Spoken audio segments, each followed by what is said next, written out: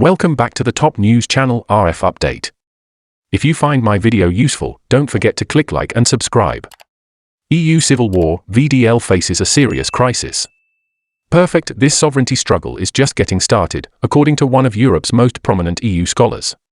An expert has warned that EU member states are turning against Brussels on the subject of sovereignty.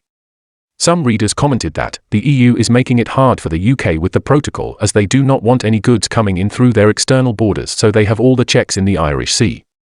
The EU say they police their external borders. This is rubbish, as they have let millions of refugees into the EU and they then let them out again to get to the UK. The EU external border has more holes than a fishing net. From the perspective of the British people, some people say the bloc membership has been circling the ceramic slowly but steadily for some time. Brexit may have aided the movement by enlarging the plug hole. Now its circular journey has accelerated in a resolutely downward direction within the vortex of its own inevitability. So there.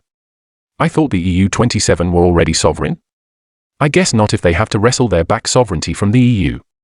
So many lies, so many EU sycophants telling us the EU 27 are sovereign, and it turns out they are not. I knew this year ago. You can't be sovereign with no trade policy or no currency control. The EU 27 are vassal states of the EU, and that will be the case until they leave. In a recent speech, Mr. Rachman said, the backlash against Brussels is not confined to France.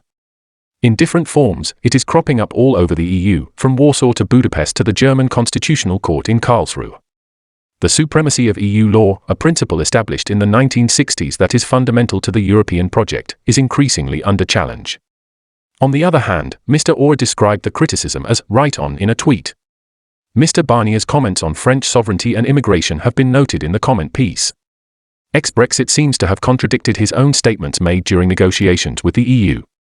Many Twitter users said, the states of the EU are no longer states. They are now members, and like all members they must obey the rules of the club. They have sleepwalked into subservience aided and abetted by the worm tongues in their midst. It is almost too late for them now. Meanwhile, whenever you see or hear Guy Verhofstadt, all he goes on about is increasing central powers and taking more sovereignty. That's right, more sovereignty. I've never understood how Remainers claim every member still has full sovereignty, yet at the same time they are happy to pool their sovereignty. It can't be both. Also, as always, GB is leading the way towards better future for everybody, no more unelected corrupt EU bureaucrats meddling in other countries' business. New British model for free market will start the revolution. But, as some sources say, when there is a contradiction between EU and Polish law, Poland's courts have ruling that Polish law takes precedence over EU law.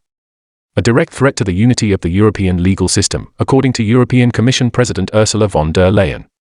European Union judges have ordered Poland to pay a daily punishment of €1 million, £850,000, as a result of the ongoing legal dispute. During the Brexit campaign, sovereignty was a major issue, and the UK finally broke relations with the EU last year.